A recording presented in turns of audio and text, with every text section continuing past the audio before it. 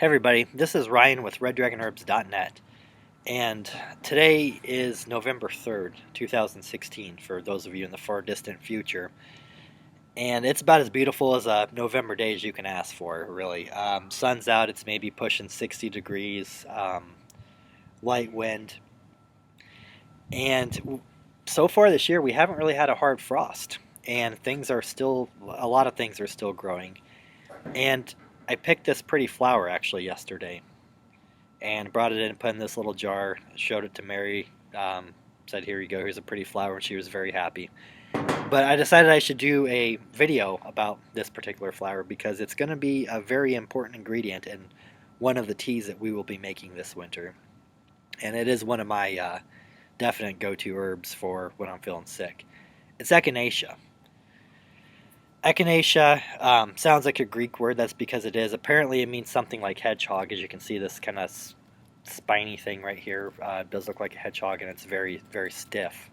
It's not soft like a lot of flowers. And I guess the leaves kind of pointy and sturdy in a way. Maybe adds to the hedgehog effect a little bit.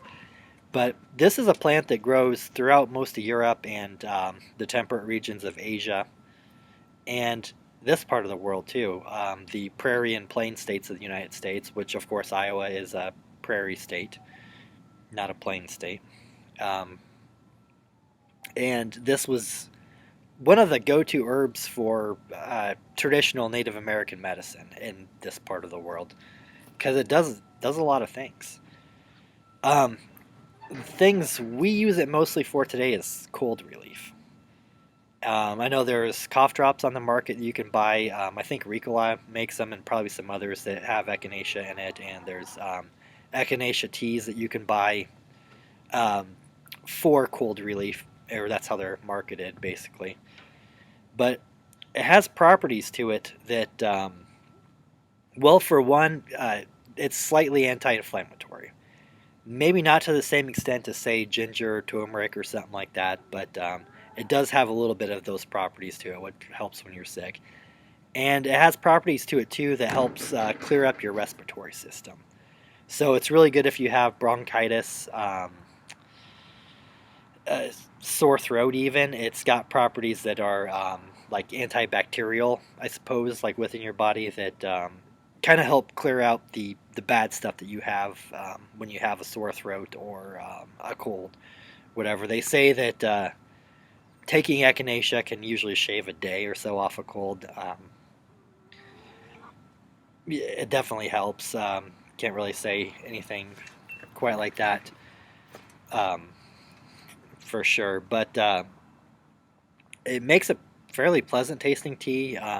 Not really too strong of a flavor, and me personally, whenever I'm sick in the winter, echinacea is one of the herbs that I definitely use when I just throw together a tea full of things that help you feel better.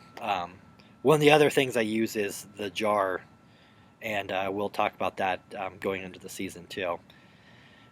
But we will be making a tea here very soon where echinacea is one of the key components that will be designed to help clear up respiratory problems and colds through the winter.